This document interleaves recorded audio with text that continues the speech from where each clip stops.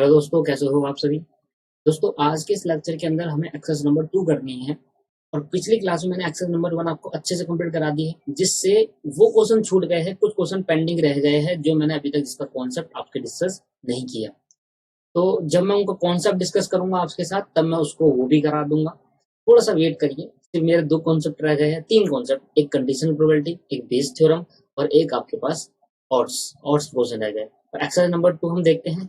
Probability question number 41 से exercise number 2 करते हैं और देखते हैं कितने क्वेश्चन होते हैं आज की क्लास में। करीब 10 क्वेश्चन का हमारा टारगेट है, 50 तक पहुंचते हैं। और इसके अंदर है कितने क्वेश्चन टोटल आपके पास? इसके अंदर 70 क्वेश्चन है, 70। तो 30 क्वेश्चन करीब। तो एक्सरसाइज नंबर 2 से हमने स्टार्टिंग करी है।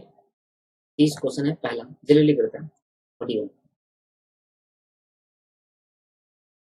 प्रोबेबिलिटी ऑफ ए गिवन है, प्रोबेबिलिटी ऑफ बी गिवन है, probability of union B given, intersection निकालना है। तो मैंने कहा sir probability of A union B, probability of A plus probability of B minus probability of A intersection. ये probability of A union B कितना है? 3/8। Probability of ए कितना है? 1/4, 1/2,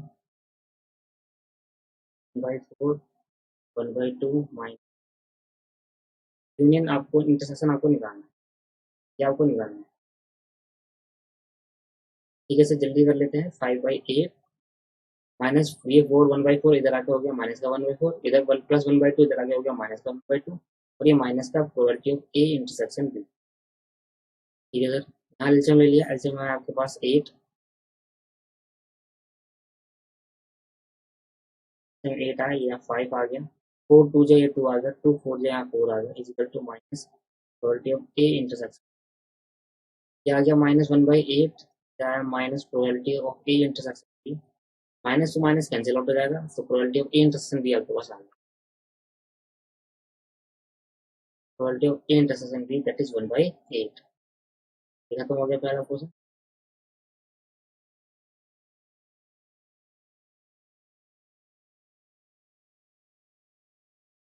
question number, if A and B are the even, probability of A given है, probability of union given है, और A and B are both independent, तो B कितना होगा? अगर A और B इंडिपेंडेंट इवन है,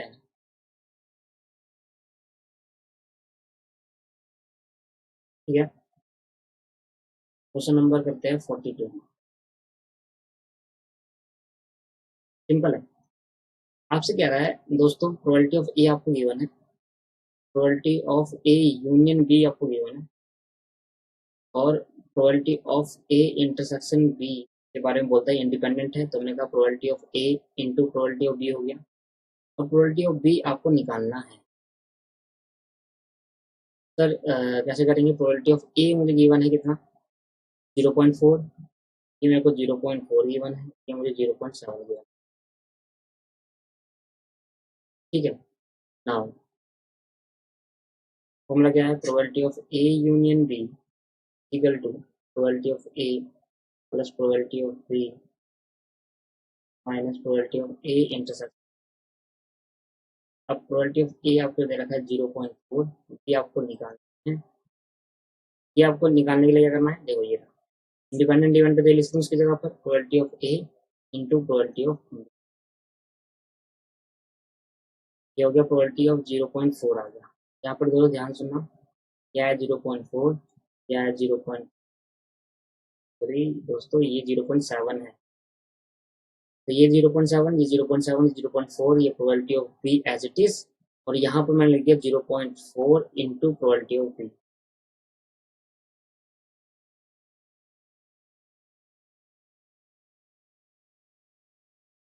दोस्तों अगर आप ध्यान से समझो, 0.7 इधर आगे हो गया, 0.4 माइनस का हो गया, इधर आकर क्या हो गया? Probability of B. अब किसी के आगे कुछ नहीं होता तो क्या होता है दोस्तों? 1 होता है। किसी के आगे जब कुछ नहीं होता तो क्या होता है दोस्तों? 1 होता है। प्लस ये होगा 0.4 बी, प्रोबेबिलिटी ऑफ बी। अब देखो दोनों प्रोबेबिलिटी ऑफ आपके पास है 0.7, 0.3 हो गया। अगर हम प्रोबेबिलिटी ऑफ बी दोनों में है, कॉमन निकालो, अंदर क्या बच गया? इधर क्या बचा? 1 बचे। इधर क्या बच गया दोस्तों? 0.4 बचे। तो ये हो गया 0.3 is equal to probability of B, ये बच गया 0.6। अब 0.6 उठाकर नीचे लिया है तो प्रोबेबिलिटी ऑफ बी बन गया 0.3, पहले से था ऊपर, उठाकर नीचे लिया 0.6। तो क्या होगा sir, 0.3 divide by 0.6 that is 0.5, that is probability of B क्या आ जाएगा 0.5। क्या क्लियर है? अगर आपको कॉमन नहीं निकालना आप डायरेक्ट कर सकते हैं भाई, एक में से 0 मैंने कहा 1x माइनस 0.4x है तो क्या होगा, 1 में से 0.6x बच जाएगा तो वही बच गया 0.6x। ठीक है, ये कर सकते हो आप, या शुरू से ही प्रोबेबिलिटी ऑफ बी को x लेकर चल सकते हो जाएगा सिंपल। चलो सर ये क्वेश्चन कंप्लीट हो गया है। अब देखते हैं, the key for a door in is in a bunch of 10 की। A man attempt to open the door by trying key at a random, discarding the wrong key. The probability that the door is open in the 5th try. क्या रहा देखो, देखो दोस्तों क्या कहता है question. दोस्तों क्वेश्चन ध्यान सुनना, क्वेश्चन बड़ा सिंपल है, बस अगर समझ गए तो भाई सिंपल हो जाएगा, नहीं समझे तो समझ नहीं आया। देखो एक की का बंच है, याद है आपको, छल्ला जो होता है दैट इज कॉल्ड बंच। ठीक है, अब उसके अंदर 10 की है, एक छल्ले के अंदर 10 चाबियां लगी हुई है। एक मैन एक ड्रॉर को ओपन करता है और वो रैंडमली एक चाबी उठाता है। मैंने कहा एक छल्ला है और छल्ले में चाबी, मैंने एक चाबी उठाई, उस छल्ले में चाबी लगी हुई है 10, एक उठाई और मैंने बाकी 9 नीचे आ गई, मैंने खोला नहीं खुला, पहले अटैम्प्ट खुला नहीं खुला, दूसरी चाबी उठाई, ये तो मुझे पता चल गया कि ये नहीं है, इसको मैंने साइड ही पकड़ पकड़ रखी है। दूसरी मैंने खोला नहीं खुली, दूसरी अटैम्प्ट में भी नहीं खोला, फिर तीसरी निकाली, तीसरी अटैम्प्ट खोला नहीं खुली, फिर चौथी निकाली, चौथी अटैम्प्ट खोला नहीं खुली, 4 चाबी मुझे पता चल गई। बस जब 5वीं निकाली तो 5वीं अटैम्प्ट में वो चाबी मुझे मिल गई सही वाली। तो कह रहा है what is the probability that the door is open in the first trial, 5th trial. जब 5वीं बार ट्राई करा तो 5वीं बार में वो डोर ओपन हो गया, मतलब 5वीं बार सही चाबी थी, तो उससे पहले 4 बार गलत चाबी हुई। ठीक है, तो ये बताओ कि भैया 5वीं बार प्रोबेबिलिटी निकालो, 5वीं बार बताओ कि 5वीं ट्रायल करने पर सही चाबी मिलकर डोर ओपन हो जाए, इसकी क्या प्रोबेबिलिटी होगी, क्या चांसेस होगा 5th ट्रायल पे। मैं कहा ठीक है सर, बड़ा सिंपल है, पहले 4 ट्रायल पे आप ले लो कि भाई चाबी अभी नहीं मिली। ठीक है, क्वेश्चन नंबर 43। लो भाई, मैं कहता हूँ let E be the event, let E be the event that the probability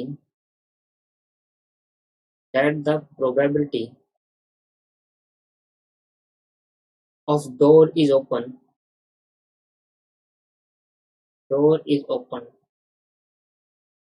in fifth time।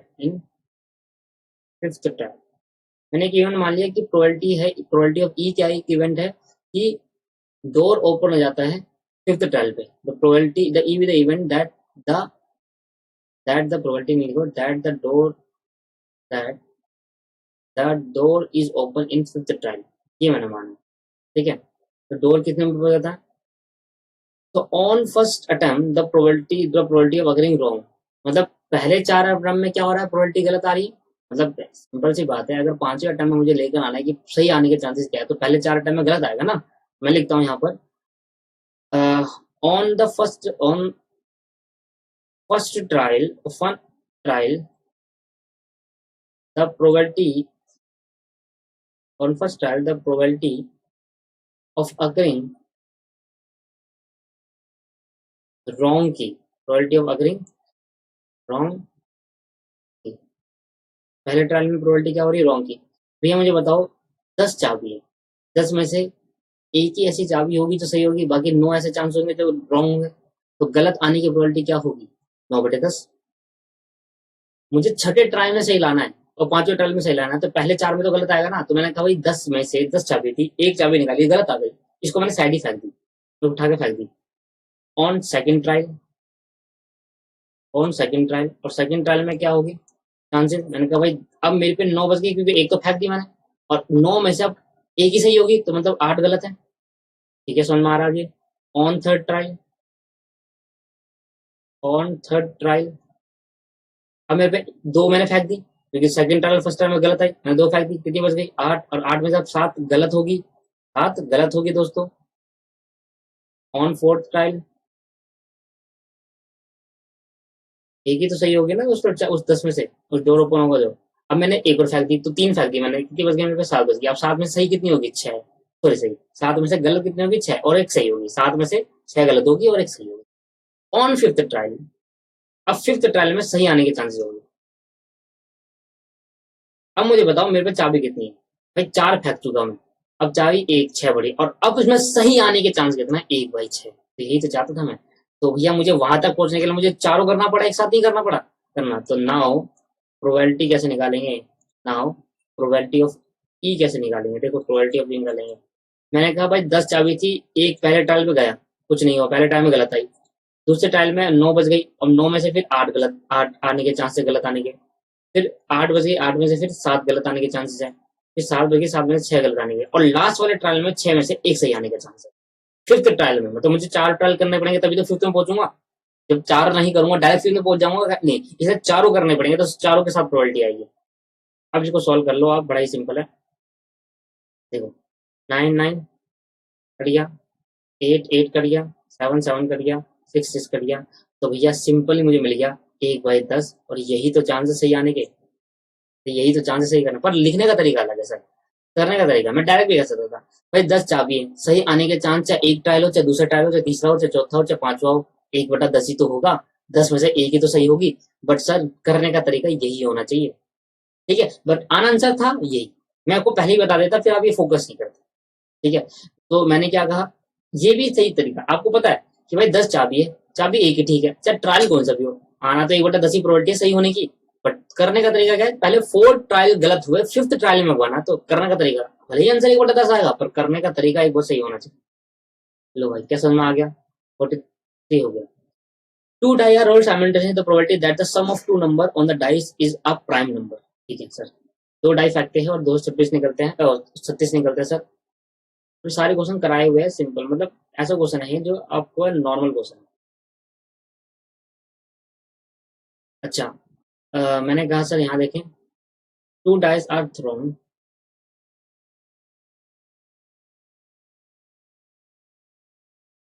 Are thrown,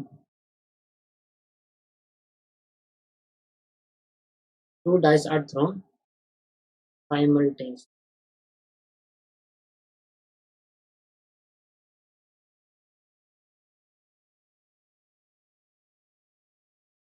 simultaneously का मतलब एक साथ, साइमल्टेनियसली का मतलब क्या होता है? इकट्ठा फेंका, एक साथ फेंकते 2 dice. Then the sample space will be, then the sample space will be, क्या होगा? नंबर ऑफ एस कितना होगा sir? 6 into 6 36, number of S 36 होगा। तो समझ में आ गया, नंबर ऑफ एस 36 होगा। अब मैं प्रोबेबिलिटी मानिए, let A be the event, let A be the event, let A be the event that the of a number, total of number, total of number is a prime number. Total of a number is prime number. Prime number बता देते हैं। Prime number are 1, 2,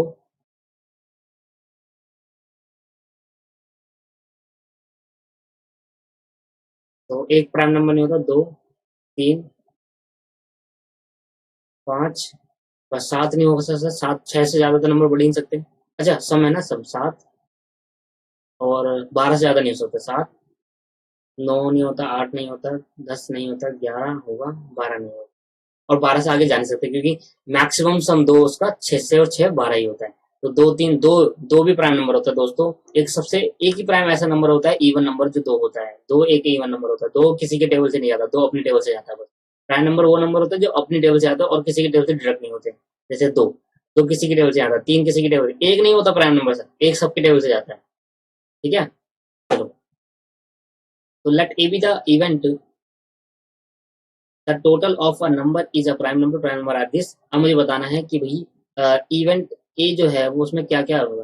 तो 2, भाई एक और एक मिलकर बनेगा 2, दोनों का सम क्या होगा? 2 होगा, और 2 इज अ प्राइम नंबर, ठीक है। 2 और 1, और 1 और 2, ये हो गया 3, 3 और 2, 2 और 3, 3 और 2, 2 3 5 हो गया, और तो कुछ हो नहीं सकता इसके अंदर। 7, 4 3 3 4, 7 हो गया। और 5 और 2, 5 और 2 भी 7 हो जाएगा। 5 और 2 और 2 और 5, 11 कैसे होगा भाई? 5 और 6 5 11, और 6 और 5 11, 5 और 6 11, 6 और 5 11, बस यही होंगे तरीके।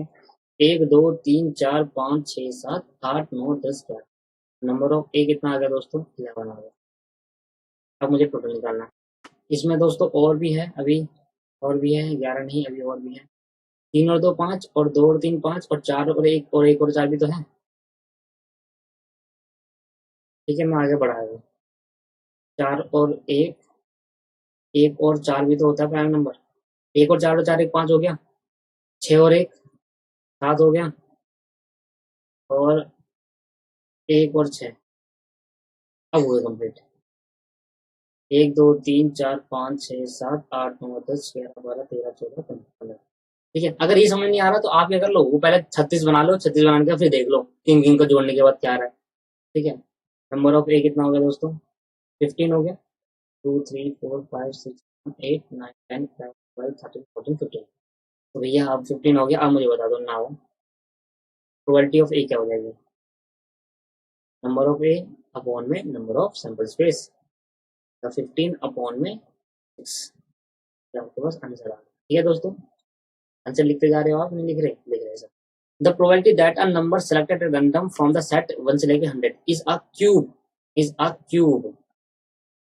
एक से लेकर आपके पास 100 नंबर है। ठीक है, तो एक से लेकर 100 नंबर है, तो आपके पास जो क्वेश्चन है, ये कौन सा क्वेश्चन है? 45। मैं आपको समझाता हूँ, बड़े सिंपल क्वेश्चन है।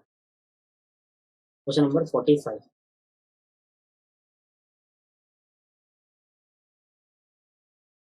सेट ऑफ अ नंबर क्या दे रखा है? 1 2 3 और डायरेक्ट करके 100 तक है। एक नंबर 100 नंबरों का सेट है, मतलब इकट्ठे, सेट मतलब टुगेदर, इकट्ठे। अब आपको एक इवेंट लेना है, जिससे क्या होगा? लेट लेट क्या कहते हैं, let E be the event, E be the event that the number getting that the number getting is cube। Cube आ जाए। क्यूब क्या होता है? Cube root. तो भैया ध्यान ध्यान सुनो, क्यूब्स बिटवीन 1 to 100। 1 से 100 के बीच में क्यूब क्या होगा भाई? 1। अब 2 का क्यूब, 2 दूनी 4 दूनी 8, 8 होगा। 3 का 3 3 9 9 3 27। और 4 का 4 कितना हो जाएगा भाई? 4 4 और 4 64 हो जाएगा। और 5 का कितना हो जाएगा सर? 5 5 और 5 125। बस इतना ही है। 1 हो जाएगा, 1 का 2 2 टू 4 4 3 3 और 3 27। और 3 के बाद 4 4 और 4 64। और 5 के बाद करता हूँ तो भी 125 निकल जा रहा है। ठीक है, तो यही आपके पास होंगे दोस्तों, क्यूब यही होंगे आपके पास। क्योंकि जैसे ही मैं 5 का क्यूब क्यूब रूट करता हूँ, 5 इंटू 5 इंटू 5 करता हूँ, तो वो 100 से पार चले जा रहा है। तो मेरे को जहाँ से 100 के बीच में क्यूब कितने होंगे? 4 ही होंगे। अब 4 क्यूब है, तो नंबर ऑफ ई मेरे को मिल गया। नंबर ऑफ ई मुझे मिल गया आपके पास 4। और नंबर ऑफ एस मिल गया मेरे को 100। Number be 4, number of S 100। तो मुझे बताओ नाउ प्रोबेबिलिटी ऑफ ई कितनी हो जाएगी? नंबर ऑफ ई अपॉन में नंबर ऑफ एस, 4 अपॉन में 100। दोस्तों क्या मुश्किल है भाई? 1 और 100 के बीच में आपको क्यूब निकालना है। तो मैंने कहा भाई 1 का क्यूब 1 होता है, 2 का क्यूब 8 होता है, 3 का क्यूब 27 और 4 का क्यूब 64। फिर 5 का 125 हुआ है, तो 5 नहीं हो सकता ना 1 के बीच में 100। तो 4 ही क्यूब निकल के आते हैं, तो 100 में से 4 क्यूब निकलने का नहीं, वो 4 पे 100 करो दोस्तों। इसका 1/25 हो गया।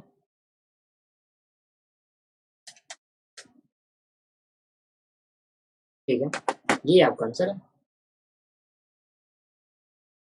ठीक है दोस्तों, सिंपल है। तो ये आपको मिल गया। Probability of a choosing at a random a number that is divisible by 6 और 8। 6 और 8, 6 और 8 दोनों नहीं, एंड नहीं लगा वहां पर, दोनों से नहीं होना चाहिए। 6 या तो 6 से हो जाए या 8 से हो जाए। अमंग द 1 और 90, 1 से लेकर 90 के बीच में ऐसे नंबर बताने, ऐसे नंबर चूज करने जो 6 से भी डिवाइड हो सकते हैं या या 8 से, या तो 6 से हो जाए या 8 से हो, दोनों से नहीं चलेगा दोस्तों। ठीक है मेरे दोस्तों, दोनों से मत लेना, और लगाना पर एंड नहीं लगा। एंड का मतलब होता है एक नंबर नंबर ढूंढो जो 6 से भी हो जाए और 8 से भी हो जाए, एंड का मतलब। और का मतलब या तो 6 से हो जाए या 8 से हो जाए, वो नंबर ढूंढ लो। तो मैंने कहा देखो आपके पास question number 46,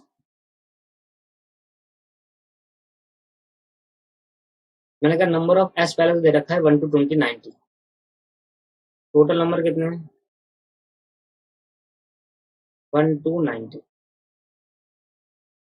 number divisible by 6 क्या हो गए,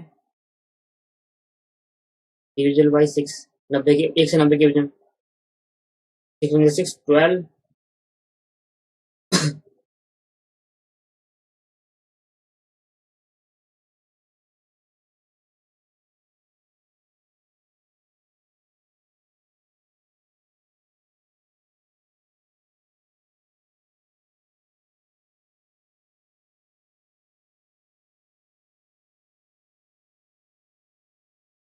बस 6 का टेबल लिख दो सर, 6 का टेबल लिख दो। 90 तक जाएगा, 90 के बीच में ना नंबर इतने हैं।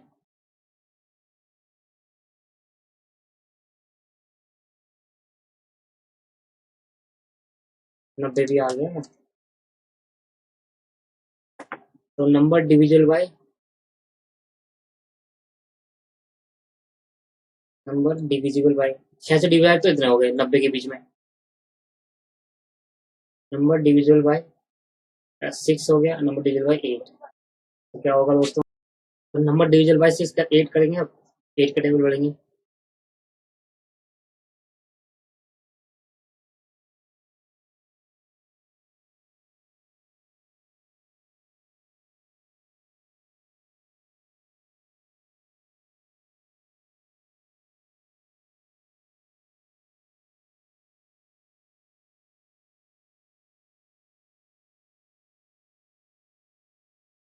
सर यही बन रहा है बस, अब गिन लो। अब मैं इवेंट लेट करता हूँ, let A be the event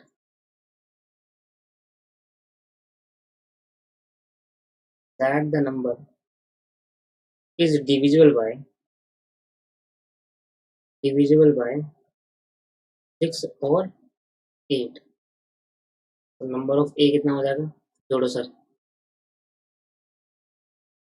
1 2 3 4 5 6 7 8 9 10 11 12 15 16 17 18 19 20 22 23 24 25 26। Total number of ए आएगा 26। भाई 6 और 8 से डिवाइड होने में 15, 6 में है, और 8 से डिवाइड होने में 26। Now probability of A. Sir ये तो नॉर्मल है, समझ में आ गया होगा आपको, 26 अपॉन में 90। इसको आप और डिडक्ट कर सकते हो, कोई प्रॉब्लम नहीं है। ठीक है मेरे दोस्तों, ये खत्म हो गया आंसर यहाँ का। क्या दोस्तों समझ में आया आपको? मैंने पहले ये देखा कि भाई 6 से डिवाइड होने वाले कितने नंबर है, फिर मैंने देखा 8 से डिवाइड होने वाले कितने नंबर है, 1 से लेकर 90 के अंदर अंदर या उसके साथ में।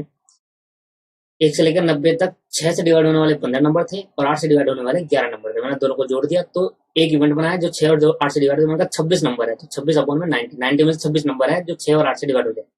ठीक है दोस्तों, दोस्तों सामने देखें, 46 कंप्लीट कर लिया, 47 अब करते हैं। Two unbiased 6 faced dice are thrown. Unbiased, देखो दोस्तों, कभी कभी आता है कॉइन अनबाइज्ड है। अभी यहाँ पर डाइस के बारे में बताते हैं, कॉइन अनबाइज्ड। कॉइन दो होते हैं, एक बाइज्ड होता है, एक अनबाइज्ड होता है।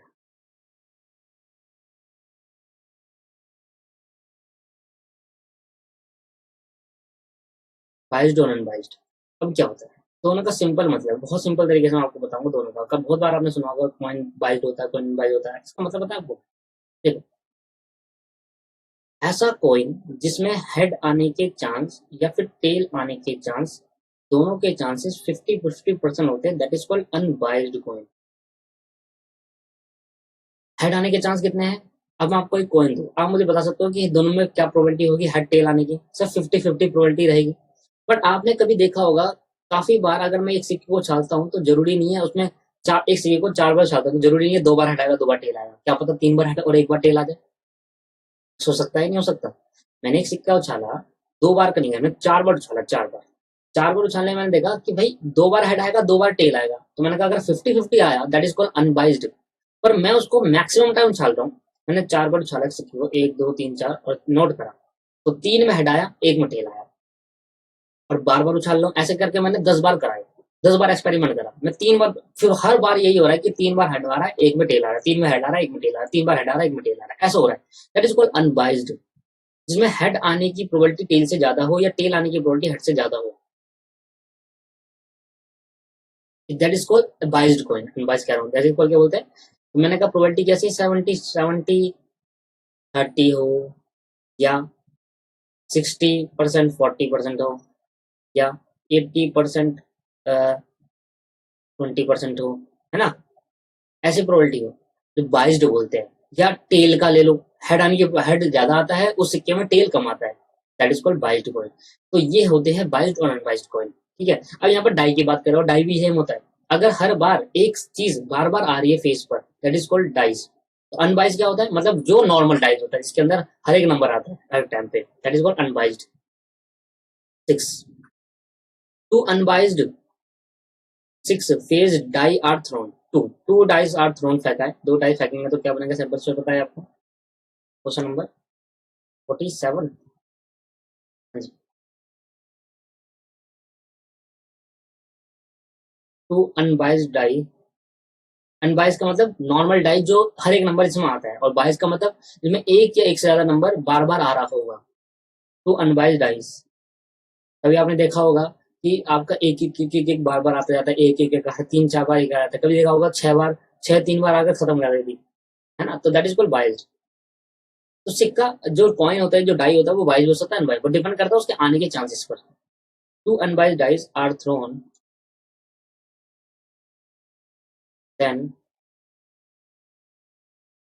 sample space will be, क्या होंगे, नंबर ऑफ सैंपल स्पेस कितना होंगे सर, 36। अब मैं एक इवेंट मानूंगा, let let A be the event, let A be the event क्या कह रहा है, that the probability the sum of the number on a face, जो फेस पर आएगा, तो मतलब एक डाई फेंका तो मेरा 3 आ गया, और दूसरा डाई फेंका तो मेरा आ गया 4, जब 4 और 3 को जोड़ने के बाद them of a face of them is prime, is a prime, और वो प्राइम हो, और द नंबर ग्रेटर देन 5, और वो 5 से बड़ा हो। दो कंडीशन है, यहाँ नहीं कह रहा कि 5 से बड़ा हो, ये नहीं कह रहा कि प्राइम हो, कह रहा प्राइम भी होना चाहिए दोनों फेस पर, और 5 से बड़ा भी होना चाहिए। अब मैं बताऊँ प्राइम नंबर कौन से होते हैं, that let A be the event, let a be the event that the sum of a number, that the sum of a number is prime and greater than 5, greater than 5। कह रहा है जो सम होना चाहिए वो प्राइम होना चाहिए, और जो फेस पर दो नंबर आ रहे हैं वो प्राइम नंबर होना चाहिए, और उन दोनों का सम ग्रेटर देन 5 होना चाहिए। तो दोस्तों क्या है बताओ, प्राइम नंबर, एक तो जो सम होगा वो प्राइम नंबर होना चाहिए और ग्रेटर देन 5 होना चाहिए। ठीक है, ये समझ में आ रहा है। तो मैंने कहा प्राइम नंबर कौन कौन से होंगे, prime number greater than 5, greater than 5, prime number जो 5 से बड़े हो, ग्रेटर देन 5 हो। तो 5 तो नहीं होगा, 6 तो नहीं होता, 7 होता है, 8 नहीं होता, 9 नहीं होता, 10 नहीं होता, 11 होता है। 7 और 11 ही बने जो प्राइम नंबर भी है और ग्रेटर देन 5 भी है। ठीक है, तो 7 और बस 12 तो नहीं हो सकता, क्योंकि 12 से आगे बढ़ता ही नहीं है। इसके बाद तुम्हें बताओ कौन कौन से नंबर हुए, तो नंबर ऑफ ए मैंने ले लिया। ओके, पहले तो मैंने इवेंट ए जो लिया है, अब देखो मैं करवाता हूँ आपको। मैंने कहा भाई 6 और 1 से मिलकर बनता है 7, और ग्रेटर देन, देखो जोड़ने के बाद क्या आ रहा है, 7 आ रहा है, जो कि प्राइम नंबर है और 5 से बड़ा भी है, और 1 और 6 भी हो गया। अब और 7 किससे आता है भाई, 5 3 से, और 3 5 से, ये हो गया 5, 5 3 ही 5 2, 5 2 और 2 5, और 4 3 और 3 4। ठीक है, और 11, ये तो हो गए 7 नंबर आने के बाद, 6 और 1 7, 1 और 6 7, 5 2 7, 2 और 5 7, 4 5 6 7, और 3 2 5, 3 4 7, और 11 कैसे आएगा, 5 6 11, और 6 और 5 11 और 11 आने के कोई चांसेस हो नहीं सकते। तो 1 2 3 4 5 6 7 8, तो 8 हो गया टोटल नंबर। नंबर ऑफ ए कितना हो गया दोस्तों? 8। क्या समझ में आया? वो नंबर का सम प्राइम भी होना चाहिए और ग्रेटर देन 5 भी होना चाहिए। तो नाउ प्रोबेबिलिटी ऑफ ए कितनी हो जाएगी दोस्तों?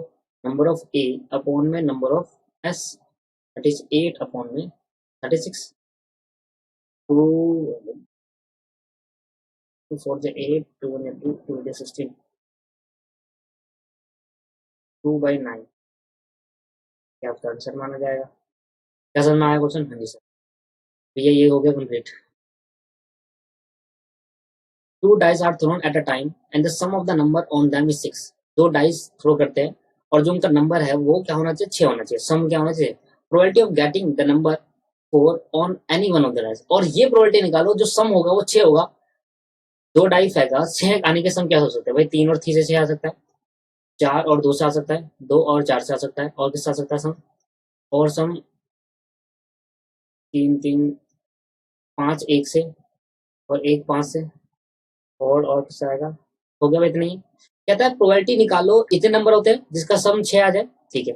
अब प्रोबेबिलिटी निकालो जिस नंबर पे, जिसमें एक डाई पर एनी वन, किसी एक में 4 आ जाए, तो उसकी प्रोबेबिलिटी निकालनी। मैंने कहा अब मैं हटा दूंगा ये पार्ट और ये पार्ट दो। अब यही दो ऐसे नंबर है जिनका सम 6 भी आता है और एक डैश पे 4 भी आता है। क्या समझ में आया? तो 2/36, 2/36 राइट आंसर। आया समझ में? नहीं आया? देखने का तरीका सेम है। क्वेश्चन नंबर आपके पास कौन सा है? 48। सोच वाले क्या लिखेंगे? नंबर ऑफ एस कितना हो जाएगा दोस्तों? 36 लिखा आप लेना ऊपर, है ना। लेट ए भी द इवेंट मान लेंगे, एक इवेंट मान लेंगे, जो कि क्या होगा? सम इज, इसका सम क्या होगा? इसका सम 6 होगा, और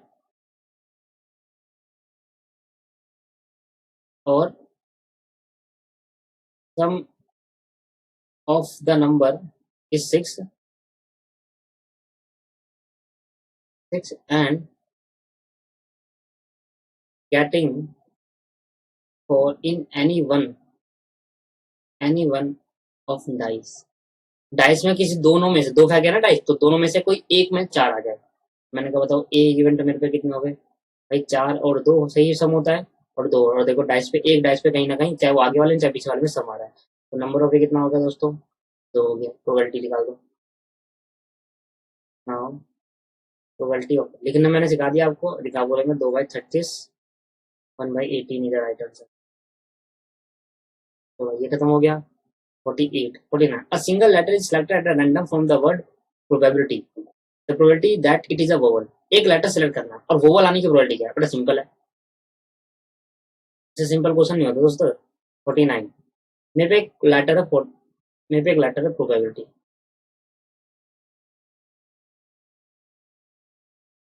अब मैं देखना है मेरे पे टोटल वोवल्स कितने हैं और टोटल नंबर्स, टोटल लेटर कितने हैं। वोवल से यानी कि प्रोबेबिलिटी निकालनी है। मैंने कहा टोटल वोवल है ए, ई है कहीं, आई, ओ, क्यू, तीन ही है। 1 2 3 4 5 6 7 8 9 10, टोटल नंबर 10 है। प्रोबेबिलिटी क्या निकालनी है? Probability, probability that a single letter is vowels.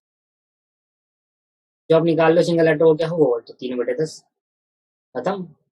भाई एक लेटर निकालना है, 3 प्रोबेबिलिटी है, तो भाई 10 में से 3 आने के चांस है ना कि वोवल्स आ जाए उस एक बार निकालने में। तो 10 लेटर है एक डब्बे के अंदर, पी प्रोबेबिलिटी नाम के। मैंने एक 3 तो निकाला, तो 10 में से 3 बार आने के चांसेस है। 30% चांस है कि उसमें 3 ही आपके पास नंबर है वोवल्स, और 3 ही आपके पास चांसेस है आने की।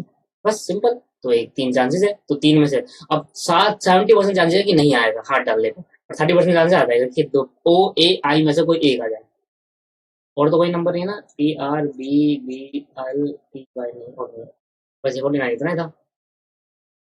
50 में पहुंच गए दोस्तों। Probability of two event A and B देकर दे रखा है, टू इवेंट का प्रोबेबिलिटी ऑफ बोथ। बोथ जब बोथ की बात आती है तो इंटरसेक्शन होता है, और नाइदर और नाइदर भी, मतलब अभी आ गया कॉम्प्लीमेंट। यहाँ सिखा देता हूँ आपको। गिवन क्या क्या है, probability of A, probability of B, probability of A union B, probability of A dash, और आपके पास एक, पहले इसको लिख देते हैं फिर करते हैं। ए कितना है, 0.25, 0.40, 0.25, 0.40, इंटरसेक्शन दे रखा, सॉरी इंटरसेक्शन आपको गिवन है, बोथ बोला था ना मैंने, बोथ, और जब भी बोथ की बात आती है क्या होता है, इंटरसेक्शन, सेट में हमने पढ़ाई है 0.15। ठीक है, आगे तो हमें निकालना है नाइदर ए और neither B, probability of A complement B complement, ये हमें निकालना है दोस्तों। Probability of A complement B complement निकालना है। सबसे पहले तो मैं करूंगा probability of A union B निकालूंगा, क्या होगा, probability of A plus probability of B minus probability of A intersection B. ये मेरे को दे रखा है 0.25, 0.40, और आपको याद है सेट मैंने प्रॉपर्टी कराई थी, अगर आपने पढ़ाना है ढंग से तो वहां पढ़ के मैंने आपको पहले ही कहा था दोस्तों, सेट पढ़ना बहुत जरूरी है, प्रोबेबिलिटी बिना देखे। सेट में प्रॉपर्टी बताई थी, अब मैं बताऊंगा कौन सी प्रॉपर्टी बताई थी। तो अब ये में से ये वो मत करना है कि सर अब यहाँ पर बताओ प्रॉपर्टी क्या थी, अब सेट की चीजें यहाँ नहीं बताऊंगा मैं प्रोबेबिलिटी के अंदर। जब सेट में मैंने डिटेल में बता दिया तो इसका मतलब आपकी रिस्पॉन्सिबिलिटी यह है कि आपको सेट में डिटेल में करना है। Probability of A neither be. अब मैं आपको बता देता हूँ, जब ये कॉम्प्लीमेंट लगे होते हैं तो हम क्या करते हैं, इसको इन कॉम्प्लीमेंट को बाहर ले आते हैं इसके, और जो साइन होता है इंटरसेक्शन का वो क्या बन जाता है, यूनियन का। बस ये था प्रॉपर्टी, और इसको हमने प्रूव करके दिखाया था आपको, याद आ रहा है आपको। कटोरा उल्टा कर देते हैं, ये इसको नीचे को और ये ऊपर कर देते हैं, और जो कॉम्प्लीमेंट वो बाहर ब्रैकेट में आ जाता है। अब क्योंकि ये कॉम्प्लीमेंट हो गया तो वन में से क्या कर दूंगा, probability of A union B minus कर देंगे, तो आपके पास क्या हो जाएगा, टोटल में से यूनियन में, यूनिवर्सल में से क्या कर देंगे, यूनियन बी माइनस कर देंगे, तो ऑटोमेटिक क्या आ जाएगा, कॉम्प्लीमेंट आ जाएगा उसका, है ना दोस्तों। मैंने कहा प्रोबेबिलिटी ऑफ ए का कॉम्प्लीमेंट कैसे निकालेंगे भाई, ए का कॉम्प्लीमेंट, ए का कॉम्प्लीमेंट क्या, वन में से प्रोबेबिलिटी ऑफ ए माइनस करेंगे तभी तो ए का कॉम्प्लीमेंट आएगा। तो कॉम्प्लीमेंट निकालने के लिए मुझे प्रोबेबिलिटी ऑफ ए माइनस करना पड़ेगा, तभी तो अपोजिट उल्टा आएगा कॉम्प्लीमेंट। तो वन में से 0.50 माइनस करेंगे, उसके पास क्या आएगा, 0. दोस्तों अगर आपको ये नहीं पता प्रॉपर्टी, कृपया करके प्रॉपर्टी को देख कर आए, हमने इसको प्रूव करा है सेट के अंदर। ये इतनी चीजें आपको खुद करनी पड़ेगी, और खुद भी क्यों पढ़नी पड़ेगी, मैंने तो कराया है, खुद क्यों करनी पड़ेगी। हाँ, बस एक बार रिवीजन आपको जरूर करना है, बट ये सिंपल चीजें थी, इसकी रिवीजन करने की जरूरत नहीं। अगर आपने सेट पढ़ भी लिया है ना, तो तब भी आपको ये याद होगा कि हमने ये सीखा था। ठीक है मेरे भाइयों और बहनों, चलो 50 हो गया complete. In a competition A, B, C are participating. The probability that A win is twice that of B. The probability of B wins is twice that of C. The probability that A lose. क्या मस्त question है आपके पास।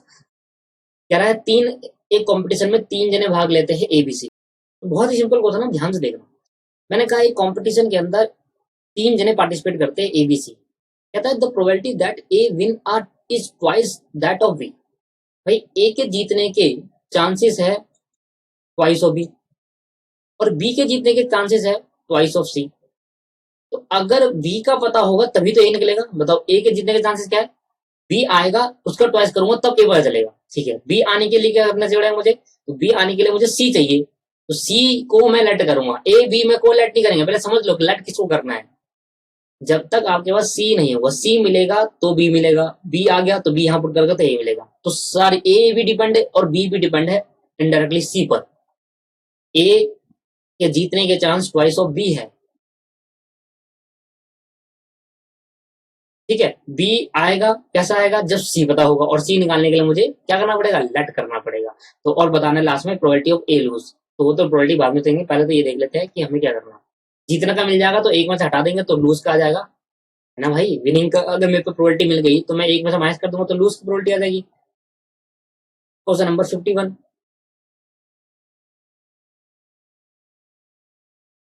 ध्यान से देखें। सबसे पहले मैं लेट करूंगा, let let the probability, let the probability of winning C, let the probability of winning, let the probability of winning C is equal to X. C की प्रोबेबिलिटी मैं मान ली एक्स है। नाउ अब बताओ बी क्या था, twice of X, twice of C, and A क्या था, ट्वाइस ऑफ बी, यही था। तो ये मुझे गिवन है क्वेश्चन के अंदर, तो बी निकालने के लिए मुझे क्या करना होगा, 2 × x दे रखा है, तो बी की वैल्यू आ गई 2x आ गई। सर फिर क्या होगा, नाउ ए क्या था, ट्वाइस ऑफ बी, तो ए इजिकल टू 2, और बी की वैल्यू क्या है 2x, कहाँ से ली, पीछे रीजन देंगे, भाई बी की वैल्यू हमने निकाली इजिकल टू 2x, तो भैया ए इजिकल टू क्या आ गया बताओ, ए की वैल्यू आ गई 4x। क्या समझ में आ रही चीजें, पहले मैंने निकाला सी को मैंने एक्स मान लिया, एक्स मैंने यहाँ पुट कर दिया, तो बी की वैल्यू आ गई, और बी की वैल्यू कहाँ डाल दी, इस तरह डाल दी। ठीक है, तो क्या आ गया कि आ गई, now we know that we know that sum of the probability sum of all the probability sum of the probability is 1, sum of the probability is 1, probability का सम क्या है सर, 1 है। ठीक है, वैसे तो ये ऐसे नहीं होगा दोस्तों, ये ऐसे नहीं होगा, प्रोबेबिलिटी ऑफ सी था ना, प्रोबेबिलिटी ऑफ सी था ये, जहां जहां बी लगाया वहां प्रोबेबिलिटी ऑफ सी लगा दो, ऐसे एक मिनट देख लो, गलत जाएगा, एक बार चेक कर लो, देख लो, प्रोबेबिलिटी लगानी है यहाँ पर, प्रोबेबिलिटी ऑफ बी और प्रोबेबिलिटी ऑफ सी, तो प्रोबेबिलिटी ऑफ बी क्या आएगा, प्रोबेबिलिटी ऑफ सी की जगह बस डाल दिया, ये देखो गिवन है, तो प्रोबेबिलिटी ऑफ बी निकल जाएगा।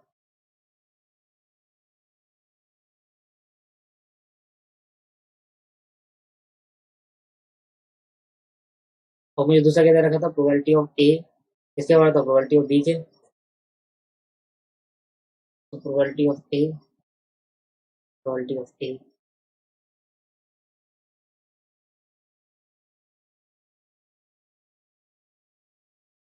प्रोबेबिलिटी ऑफ ए क्या आ जाएगा फिर, 4x आ जाएगा, और यहाँ मुझे क्या दे रखा, प्रोबेबिलिटी ऑफ बी, इसको वैसे कर लो सर, क्योंकि प्रोबेबिलिटी बोली थी है ना क्वेश्चन के अंदर, तो अब सही, वो तो सम ऑफ द प्रोबेबिलिटी क्या होना चाहिए, तो मैंने कहा probability of A plus probability of B plus probability of C. भाई total probability of the sum क्या होगा, 1 होता है, ये तो आपको पता ही है, मैंने आपको बताया कई बार, तो प्रोबेबिलिटी ऑफ ए आपके पास 4x है, बी आपके पास 2x है, और ये आपके पास x है, इजिकल टू 1 हो गया, यहाँ पर निकल गया 4 और 7x इजिकल टू 1, तो x की वैल्यू निकल गई 1/7, तो ये क्या आई, x क्या था, c, तो प्रोबेबिलिटी ऑफ c मिल गई मुझे। नाउ अब मुझे एक एक करके निकालूंगा, नाउ प्रोबेबिलिटी ऑफ c आपके पास थी x, और ये मिल गया 1/7, प्रोबेबिलिटी ऑफ b थी आपके पास 2x, ये मिल गया 2 × 1/7 दैट इज 2/7, और प्रोबेबिलिटी ऑफ आपके पास a क्या थी 4x, तो क्या बन गया 2 × 1/7, सॉरी 4 × 1/7, 4 × 1/7 दैट इज 4/7, ये हुई प्रोबेबिलिटी ए के जीतने की। अब निकालेंगे now probability that A will lose, तो मैंने कहा भाई 1 में से probability of A will win minus कर दो, और ए विल विन क्या क्या है, प्रोबेबिलिटी ऑफ ए ही है, तो 1 में से 1 क्या है, यूनिवर्सल, तो मैंने कहा कॉम्प्लीमेंट पूछ रहा है आपसे, देखा जाए तो ए का कॉम्प्लीमेंट ही पूछ रहा है, भाई जीतने के चांस 4/7 है, हारने के चांस क्या हो गए, प्रोबेबिलिटी ऑफ ए कॉम्प्लीमेंट आपके पास आ गया 3/7। क्या समझ में आया आपको, हाँ जी, ये तो क्लियर है।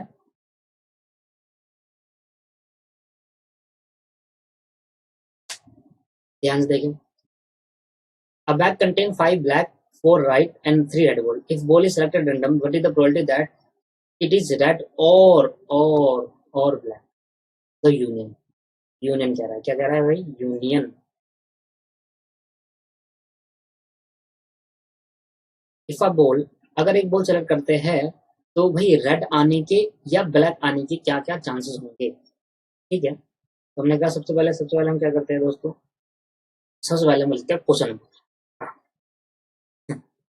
क्वेश्चन नंबर 52, मुझे बताओ रेड कितनी है, व्हाइट कितनी है, और ब्लैक कितनी,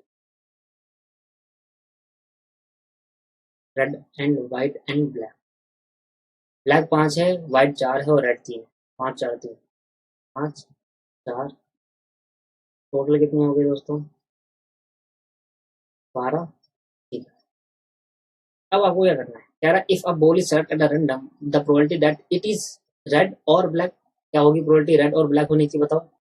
लो भाई, मैंने कहा let A be the event, let A be the event that a ball is selected or drawn. Is select, is select, is red और black. जो बॉल हम सेलेक्ट कर रहे हैं वो रेड या फिर ब्लैक हो। ठीक है सर। तो नाउ प्रोबेबिलिटी ऑफ ए क्या होगा, प्रोबेबिलिटी ऑफ रेड कितनी आएगी आने के चांस, और साथ में प्रोबेबिलिटी ऑफ ब्लैक आने के चांस। सिंपल है भाई, दोनों को जोड़ेंगे ना और क्या होगा। अब मुझे बताओ रेड आने के चांस कितने हैं, रेड आने के चांस, रेड आने के 3/12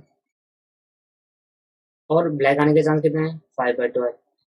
तो भैया दोनों को जोड़ेंगे ना, और है, और का मतलब क्या होता है union.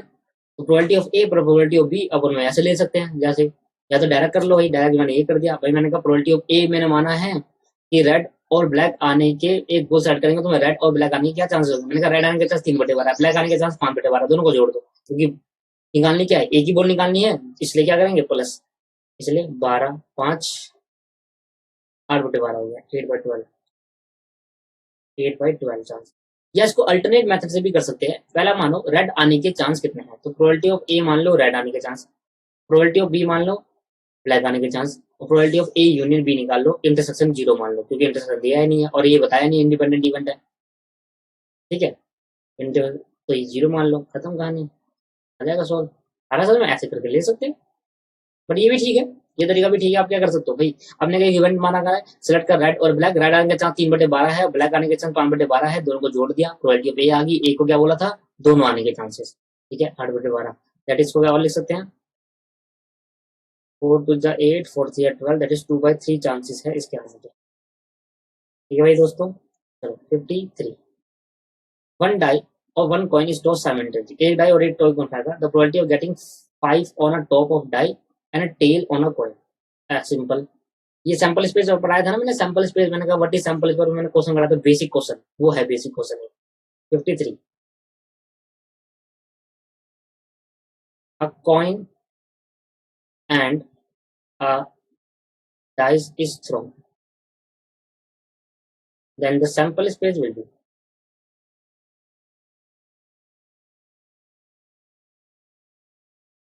Then the sample space will be क्या होगा, यहाँ देखना। अगर मैं एक कॉइन फेंकता हूँ उसमें हेड आता है, तो हेड के साथ क्या आ सकता है, 1 आ सकता है, हेड के साथ 2 आ सकता है, हेड के साथ 3 आ सकता है, 4 आ सकता है, 5 आ सकता है और हेड के साथ 6 आ सकता है। अगर मैं कॉइन फेंकूं उसमें टेल आ जाए तो टेल के साथ 1 भी आ सकता है, टेल के साथ 2 भी, टेल के साथ 3 भी, टेल के साथ 4 भी, टेल के साथ 5 और टेल के साथ 6। तो भैया नंबर ऑफ सैंपल्स पे कितना बन गया, 6 और 6 12।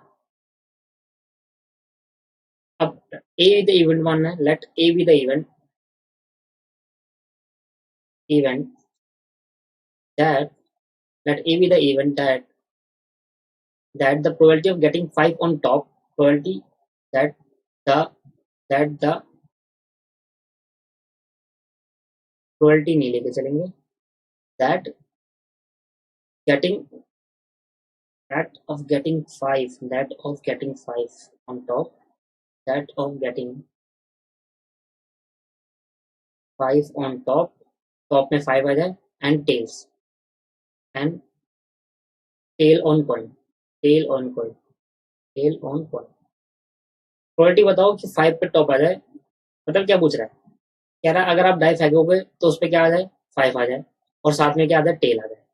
एक साइड उछाला सिक्का तो टेल आ गया, और एक बार फाइकस फेंकेगा जब तक 5 यहाँ तक, तो ये आने के चांसेस कितने हैं भाई, वो पूरा देख लो, है ना इसके अंदर, T5 नहीं दिख रहा आपको, एक ये तो है, टेल आ जाए, एक कॉइन पे टेल आ जाए और उसमें फेस पे क्या आ जाए, उसके अपर फेस पे, टॉप फेस पर 5 आ जाए, टॉप ही फेस माना जाता है डाइस का। तो प्रोबेबिलिटी नाउ, प्रोबेबिलिटी क्या होगी, प्रोबेबिलिटी ऑफ ए क्या होगी दोस्तों, probability of A, numbers of A upon में नंबर्स ऑफ एस, 1/12, तो ए है, ए, ये 5 है दोस्तों, नंबर ऑफ ए कितना आ गया, तो 1/12 इज राइट आंसर। क्या समझ में आ गया दोस्तों? ये नॉर्मल क्वेश्चन था, समझ में आ गया। देखो 54 क्वेश्चन देखते हैं, 55 और 55 पर आज यहाँ पर क्लास एंड करते हैं, क्लास को एंड करते हैं। यहाँ पर 15 क्वेश्चन करेंगे अगली क्लास में, एक्सरसाइज नंबर 2 भी खत्म हो जाएगी अगली क्लास में। नेक्स्ट क्लास में 15 क्वेश्चन करेंगे और 70 से लेकर फिर 100 तक, फिर 15 करेंगे, फिर 15 करेंगे, ऐसे ही करना पड़ेगा दोस्तों, अभी हो पाएगा complete. Low, the probability of getting a qualify IIT JEE और AIE हो जाएंगे CS कह रहा हूँ, ये साइंस स्ट्रीम के कुछ एग्जाम्स होते हैं, IIT JEE का नहीं मुझे बाय अ स्टूडेंट रिस्पेक्टिवली इतना इतना। IIT JEE एक है भाई और AII एक है, 3 एग्जाम नहीं है, एक एग्जाम है, एक एग्जाम ये रहा, एक एग्जाम ये रहा। इस एग्जाम की प्रोबेबिलिटी स्टूडेंट क्वालिफाई कर लेते हैं 1/5 और इसका हम क्वालिफाई करते हैं 3/5। Probability getting the student get qualify one of this test, one of this test. तो वन ऑफ दिस टेस्ट का मतलब क्या हुआ? वो दोनों में से कोई, मतलब क्या पूछ रहा है? यूनियन पूछ रहा है। पूछ रहा है दोस्तों union. 54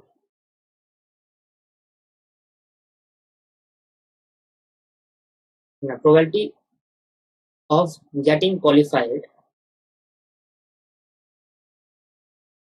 probability of getting qualified. दोस्तों एक मैंने ऊपर गलती कर दी यहाँ पर, प्रोबेबिलिटी की स्पेलिंग मैंने यहाँ पर गलत लिख दिया है, गलत लिख दी ना, तो ठीक कर लो भाई, आपको पता चल गया होगा। प्रोबेबिलिटी की स्पेलिंग यहाँ पे मिस्टेक कर गया ना, PROBITABILITY, तो वो वाला 5 हो गए, 4 4, 1 2 3 4, हाँ 4 बजे जैसा है, ठीक कर लेना सर। 1 2 3 4, ठीक है सर। प्रोबेबिलिटी की स्पेलिंग गलत हो गया, क्वेश्चन गलत हो गया। प्रोबेबिलिटी यहाँ देखो, प्रोबेबिलिटी बिल्कुल ठीक लिखा, वहां पर कैपिटल लेटर लिखते हैं तो थोड़ा वो हो गया। देखो probability of getting qualified, probability of getting qualified in IIT JEE, एक एग्जाम है IIT JEE, पता नहीं होता होगा एक एग्जाम, क्योंकि 2 ही दे रखी है, तो एक एग्जाम है IIT JEE। दोस्तों मुझे नहीं पता इसके बारे में, बाई स्टूडेंट, और हमें करना क्या, बट हमें कॉमर्स स्टूडेंट है भाई, तो उसको मैंने प्रोबेबिलिटी ऑफ ए मान लिया। कितना आया sir? 1/5। Same probability of getting qualified,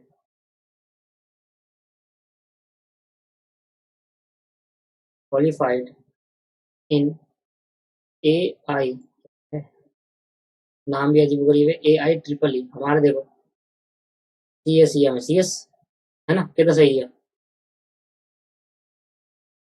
इसको हमने प्रोबेबिलिटी ऑफ बी मान लिया, ये हो गया 3/5। नाउ नाउ दोस्तों अब मैं क्या निकालू? Probability of A union B, probability of A plus probability of B minus probability of A intersection B, probability of A intersection B. तो भाई बताना प्रोबेबिलिटी ऑफ ए कितनी दे रखी है? 1/5, ये 3/5। आप मेरी बात को ध्यान समझना दोस्तों,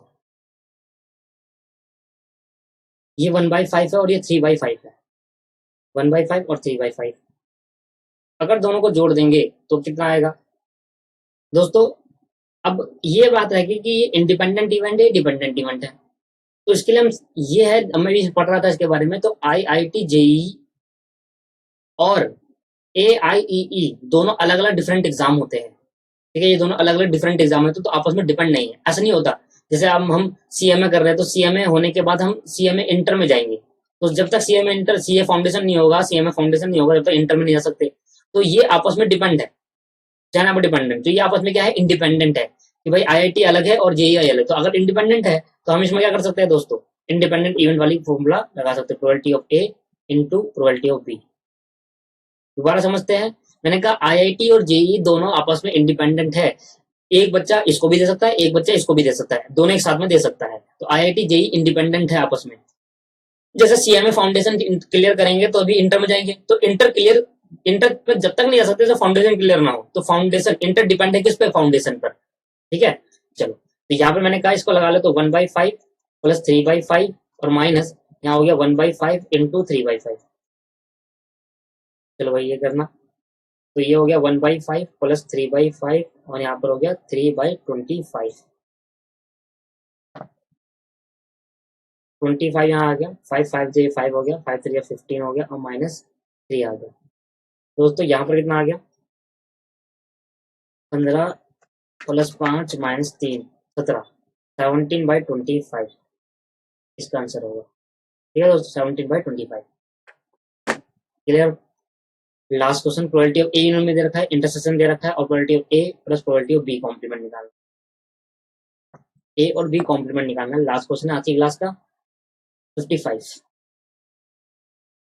probability of A union B दे रखा है, probability of A intersection B दे रखा है। देखो यहाँ पर ना आप इस वाले क्वेश्चन में अपनी एजम्पशन लगा सकते हो।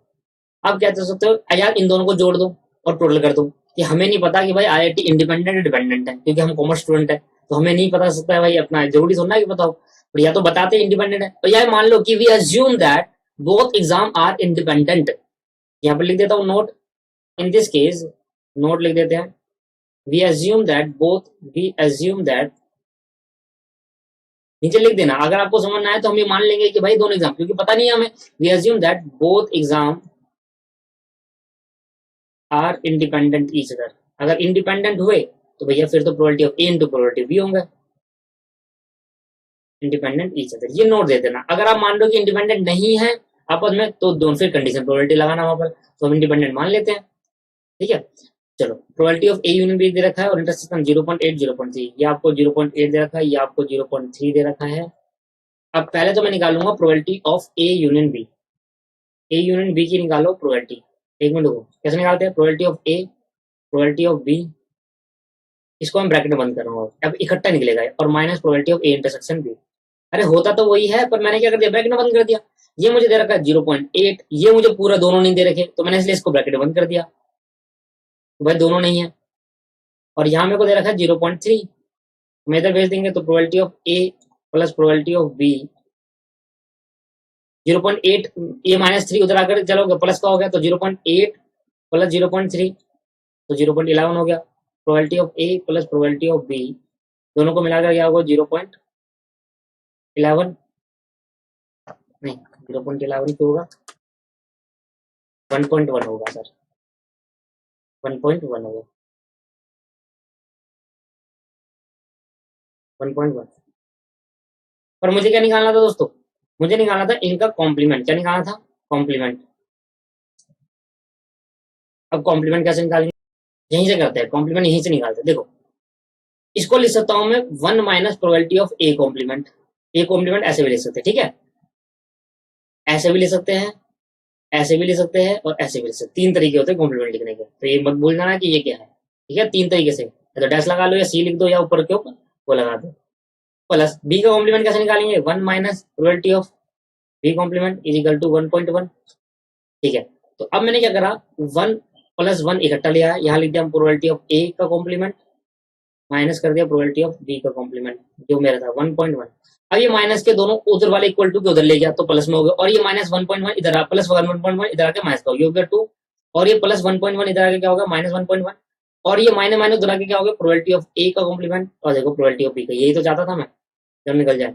तो 2 में से 1.1 माइनस कर देंगे, दैट इज 0.9। तो प्रोबेबिलिटी ऑफ ए का complement plus probability of B का कॉम्प्लीमेंट आ गया 0.9। क्या समझ में आया कैसे करना है सॉल्व। लो भाई, आज की क्लास यहाँ पर खत्म होती है। नेक्स्ट क्लास के अंदर हम 56 से करेंगे और 70 खत्म कर देंगे। नेक्स्ट क्लास में 56 टू 70 कंप्लीट कर लेंगे, फिर एक्सरसाइज 3 पे चलेंगे और फिर जाकर एक्सरसाइज 3 भी देखेंगे। फिर वही कंसेप्ट 15 क्वेश्चन 15 क्वेश्चन, मतलब अभी 3 वीडियो है, 3 क्लासेज में मेरे को ये कराना है एक्सरसाइज 3 क्लास के अंदर। मतलब अभी पहली क्लास, अगली क्लास में क्या चलेगा, अगली क्लास में चलेगा आपके पास ये वाला कंसेप्ट, कौन सा, 56 से लेकर 70 पूरा कंप्लीट करेंगे। ठीक है, और उससे अगली क्लास में क्या चलेगा, उसके क्लास 71 से लेकर 85। ठीक है, जितने हो गए, फिर 86 से लेकर 100। ठीक है भाई, पूरे 100 क्वेश्चन हो जाएंगे। फिर आऊंगा कंसेप्ट कंडीशनल प्रोबेबिलिटी, और जो छूट गए फिर उनको लेकर चलूंगा मैं। क्लियर है दोस्तों, आज की क्लास में इतना ही करते हैं, अगली क्लास में मिलते हैं, और अगली क्लास में हम क्या करेंगे दोस्तों, 56 टू 70 क्वेश्चन 15 क्वेश्चन और करेंगे। धन्यवाद दोस्तों, बाय बाय।